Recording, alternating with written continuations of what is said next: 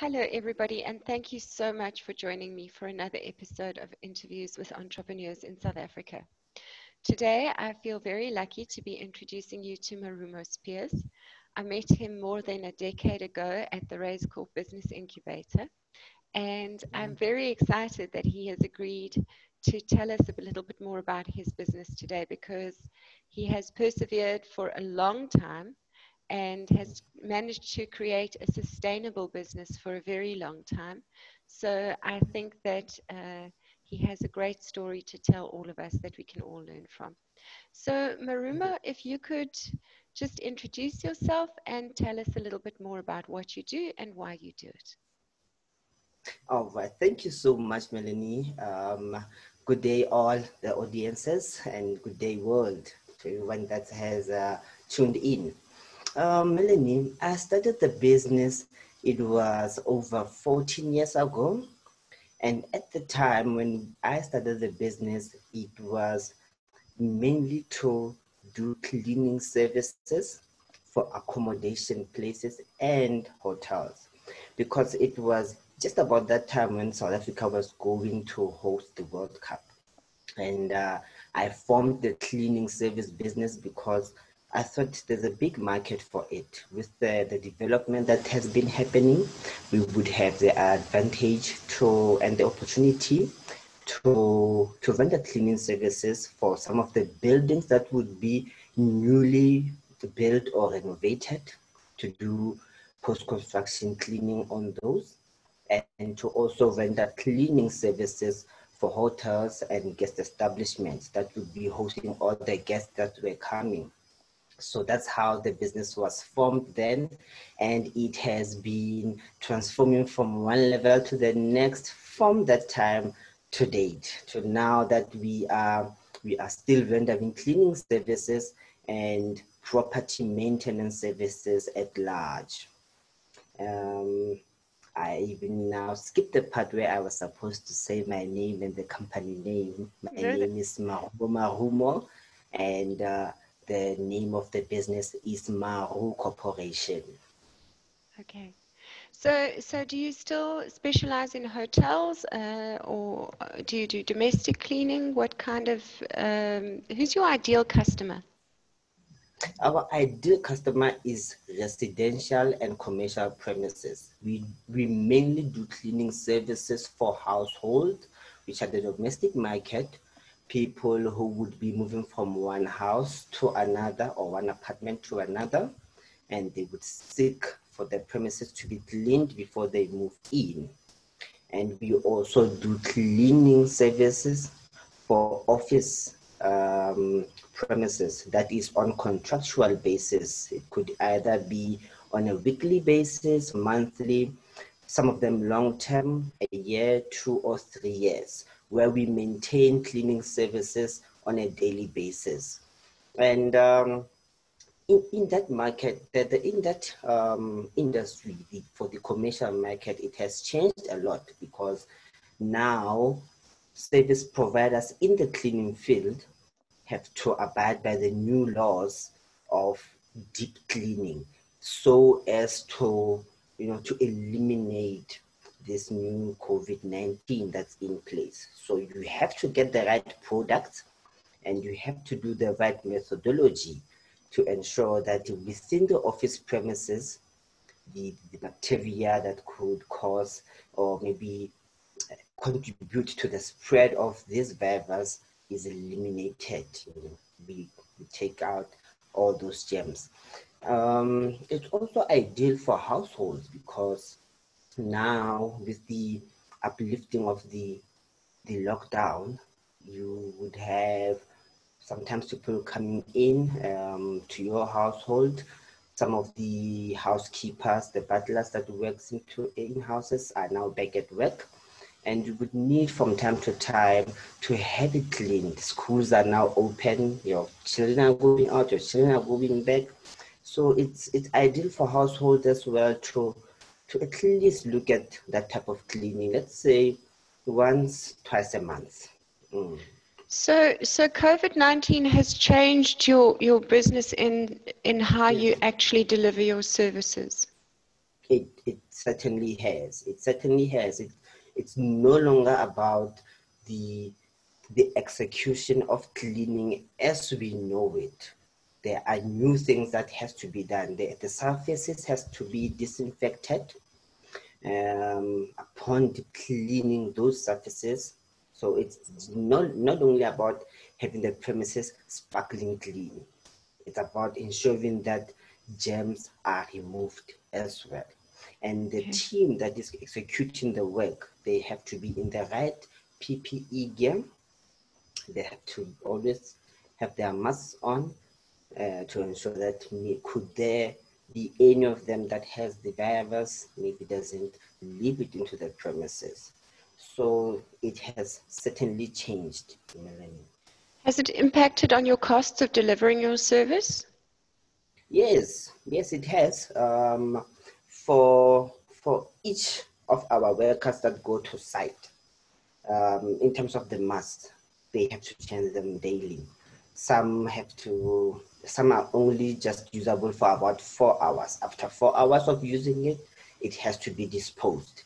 So all those costs are the costs that the company has to absorb and to spend on. The face shields as well are also needed, the gloves.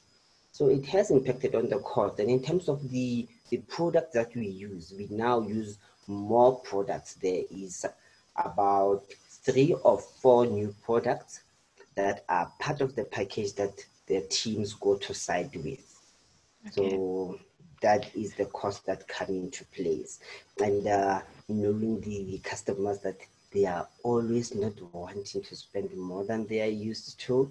But we make them aware that, for safety of your people in the workplace or for safety of your family, it's important to just pay that little bit additional. Yes. So that, yes, you know that you are safe. And has it opened up new opportunities? Are you getting more business because more people are needing their premises to be cleaned because they're now afraid of getting COVID? Melanie, I wouldn't say that it was, it opened up room for more opportunity, because with the beginning 4 to 6 weeks of the lockdown, everything was just on a standstill. There was no work to be done. There was no cleaning happening. Then after that, that's when services and industries started opening up. And now you have more new players, more new entrants in the cleaning services field. There are new companies which we were not aware of that are also taking advantage of the high demand of deep cleaning. Okay. So I would say to some extent it would set a company back. And then, yes, there is now the demand to have the services done. Okay, so COVID has both increased your costs and increased the competitors out there for what you're doing. That is correct, Melanie. That is correct. And how did you manage to, because I know a lot of businesses during lockdown had huge challenges, especially if they have lots of staff on board. How did you manage to actually survive that period, to continue paying salaries and that kind of thing? It must have been very, very stressful for you. It has been stressful, Melanie, and it's still stressful now. I think you would know that for most small, medium businesses, in terms of the relief funds, we did apply for those, but there just hasn't been any positive feedback, in terms of getting the relief funds that were a government scheme to assist businesses, and the business community being so compliant and adhering with the laws. We adhered fully with the lockdown regulations. We stopped, and then when we have to open, we opened up. I wish that our government could see the importance of, being aggressive in directing such relief funds to companies, to businesses that need it the most. You know, it's that element where you would have a company that has started off, let's say, in a garage or in a one-bedroom flat, that has worked its way up to having offices, to having staff, and now COVID-19 hits. When COVID-19 hits, the business is forced to pause. And when it needs intervention of government now, that relevant intervention doesn't come through. It was quite frustrating. But being business people that we are and being entrepreneurs that we are, we just have to pick up from where we can and see how we can go forward. It has been stressful. I've had teams that have not been working ever since the lockdown started. It's only some of the teams that are now back at work, and for others, they are working hours were reduced, meaning that their pay would not be the same as well as our clients would now pay according to the service rendered. It's now lesser teams and lesser hours. They would pay accordance with that. And in our side as well, we would have to do the same. So that has been the impact. That has been the impact. That's a very, very worrying story. I've spoken to a lot of entrepreneurs who've said that they've applied for the help that was promised and been denied on various grounds. It's quite a widespread story that I'm hearing. I'm yet to speak to somebody who has actually received the support that was promised. Melanie, it's just frustrating. It's just frustrating. And, you know, we are the people that keep the economy going in good times and bad times. And now that we are affected by a foreign disease, I would call it, that came to our shores and affected us, I really, really was looking forward to government being more aggressive in directing relevant funds to businesses, but it's just not happening. You know, reasons are even, you know, beyond my understanding as to, as you can see, a company that's developing, that is rendering services, that is operational, that has so much to take care of. Why would you not, you know, go an extra mile to ensure that such businesses are kept afloat, you know? And the very same businesses that were able to start and operate without the assistance of government. So now that it's time for at least government to assist, as they have the responsibility to create that enabling environment for us, they should just have came to the party, Marlene, to say that we are going all out to ensure that companies are well assisted. There is no communication, there is no funds directed, there is no means of seeing why it's not coming through, and let's make it come through. You know, that's what we're dealing with. Are you, after this experience, looking at ways moving forward into the future to protect your business when this kind of thing happens, if and when it happens again? Of course, Melanie. I think that, you know, post this COVID-19 era, we will have effects of it that we are yet to feel.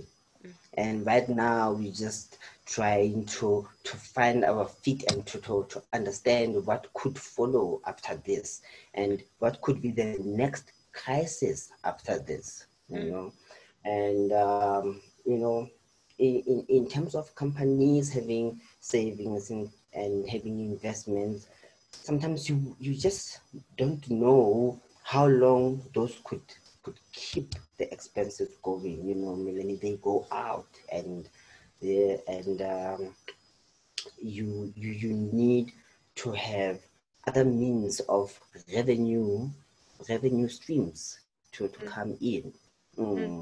And certainly, I think the COVID-19 has really shown us that anything can happen at any time.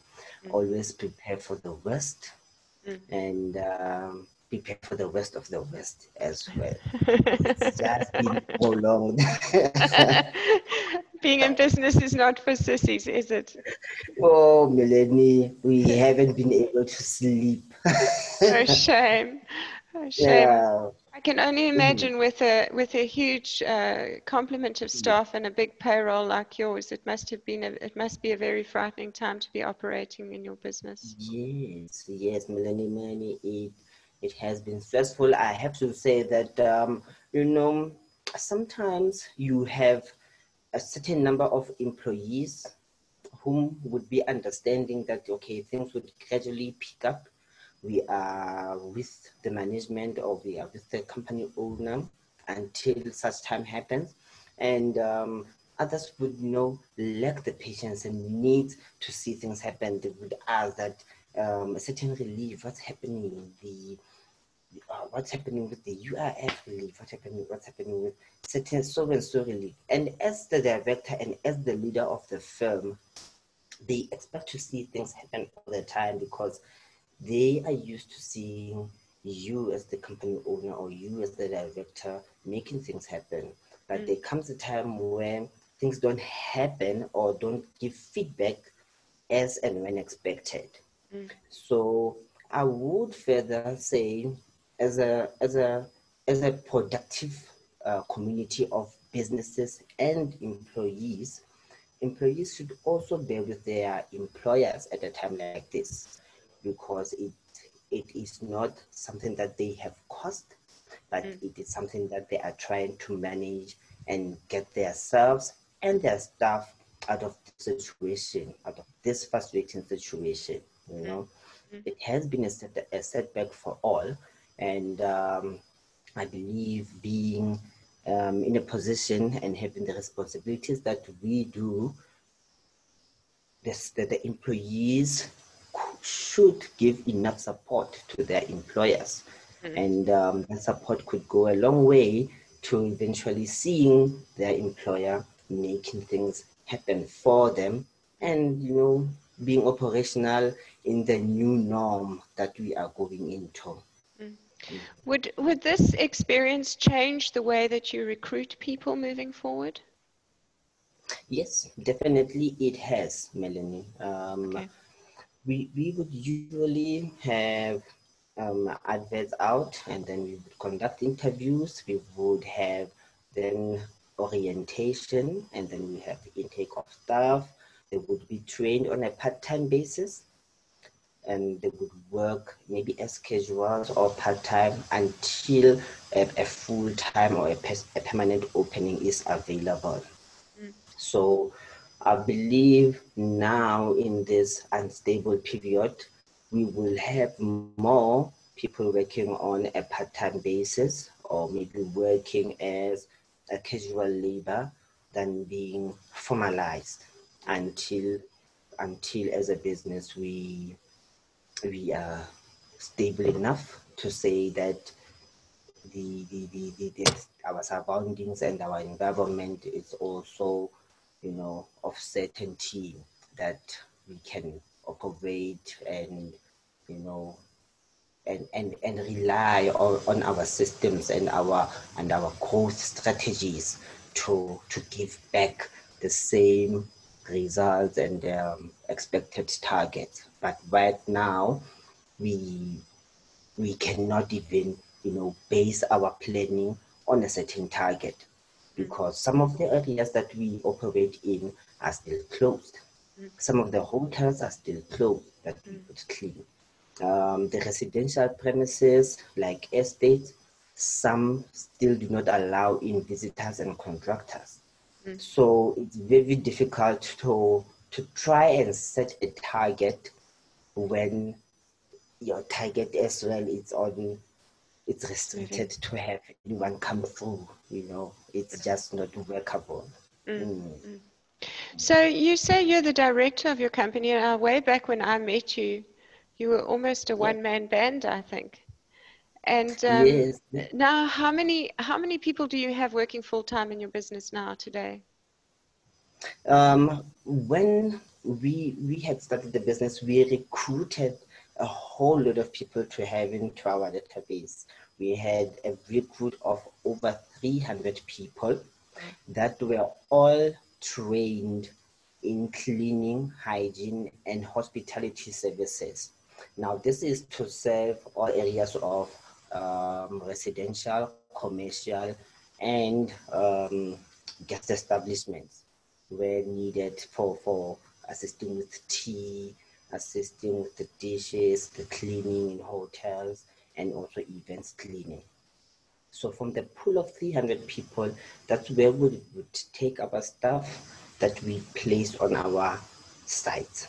And others that would still not be employed then, at least we had equipped them with enough skills to get employment elsewhere, which has happened, Melanie. We have helped a whole lot of people to working in daycares, to working in guest establishments that employ them directly and not through us. So we went to having about 57 people that were working, and it was mostly on a part-time and casual basis. And we also had full-time people. It was a number of 25 that was working full-time on site. So that's where we were at. But that number now has shrunk down. Okay. Has shrunk down, yes. Okay. In the month of March, just now when we were still on lockdown, some of our contractual clients as well had asked that we put our services on hold. Yes. Up until things would be stable and things were put on hold. And it's gradually now where some of their employees are back at work. Now that some of their employees are back at work and back at the office, they don't need to have a whole team of cleaning working every day if it's only a portion of the staff in the premises. Yes. So from our side as well, where in areas where we would have a team of 6, 7, or 8, it's now a team of 1 or 2 working. Okay. Because other floors or other offices within the same premises are still not occupied. People are still working from home. Okay. So do you think that these people who are opening new cleaning services thinking that there's a new opportunity to do cleaning because of COVID-19 do not have a realistic picture of what's really going on? Yes, Melanie, they do not have a realistic picture. It's just about people who would want to take an advantage of the tender, maybe, or a once-off contract to have the money in. You're all looking to make more money. But at the same time, my concern is, would they be doing the right work? If they have a certain contract to clean a school, would they be doing the work correctly, or will they just be getting there and cleaning and moving out? I have seen another video where cleaning was conducted, and you could just tell that the way it's conducted, the equipment was not sufficient, and the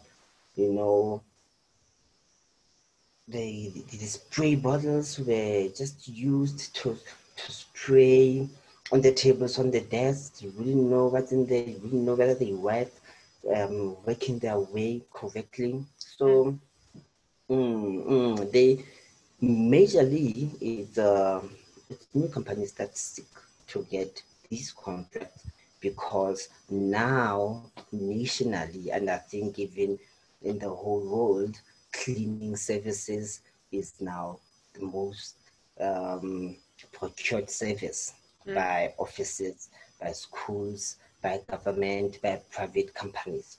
But I would say that please ensure that you get the right company, the company that has the experience and the workmanship and the equipment and the tools to do the right work. You don't want to be paying for something that would be equivalent to just getting people from home or people from the street to come and do the cleaning.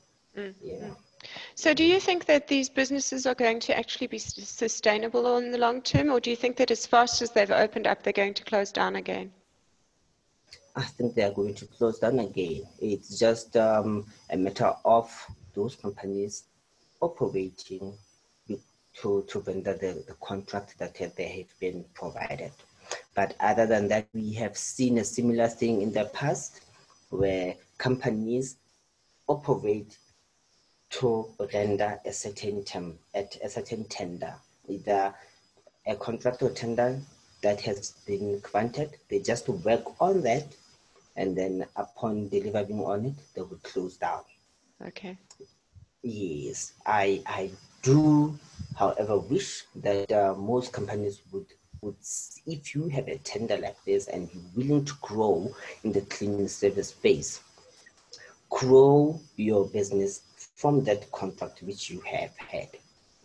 As you have been granted schools to clean, or office or government premises to clean, also grow your client base that you would be cleaning, and at least sustain your business post that contract. Don't only look at that contract, but people have been looking at just one tender. I do it, then I'm out of the field. So in spite of all of these difficulties, you are persevering. What is it Yes. that you love enough about your job that keeps you Um, going at this? what I love about my job, Melanie, is, I've always been a person who is passionate about sales, who is passionate about marketing and advertising, finding new ways in reaching new clients and finding ways in attaining old clients. So that has always been my biggest motivation, to ensure that I keep my customers happy. And for all these years, I still have customers that would only want to use our services and no one else. That has been my passion. I'm also taking, I've also taken a bigger role in, working with new entrants in the marketplace as entrepreneurs. I also offer training, I also offer mentoring, I also offer coaching, not only in the cleaning space, but in business in general. I work with many communities as a community builder to ensure that at least in these times when we have always had a high unemployment rate, and especially amongst the youth, we've always had, people who are excluded from the economic growth and the economic development. So I always work with entrepreneurs, aspiring and new entrants, to ensure that they are active, they can generate sales, they can generate income, they can move from level A to level B to level C to level D, and be proactive, be productive, create jobs as well for themselves, and put food in their families' homes, and be the role models within their communities. So that has been one of the things that kept me going, because I love working with people. I love the entrepreneurship and business space that much. It's a hard one to keep at all the time, but yes, I just love it. I think I wouldn't be doing anything else for as long as I'm here, Melanie. I think it's Yeah. so wonderful that I've heard you say that you've been impacted by competition, and yet you Yeah. still have the generosity of spirit to teach Yes. others and to train others. I think that's wonderful. Okay, now I That, see we're getting near to the end of our time. Thank you so much for sharing your wisdom with us. If anybody is looking for you, where can we find you online and on the social networks? On the social networks, I am Marumo. That is my business page on Facebook. I am Real Marumo on Instagram. I am M Rumos, that is MRUMOS on Twitter. So those are all the platforms that you can find me at. I will engage with you. I will talk. We could have virtual meetings since we cannot meet face to face now. But then, yes, I am available throughout, Melanie. And Thank you thanks for so having much. me. Thank you for your Yes. time and for sharing your wisdom with us today. I really appreciate the value that you've added to my series of interviews. Thank you so much, Melanie. And we will be keeping in touch. Absolutely.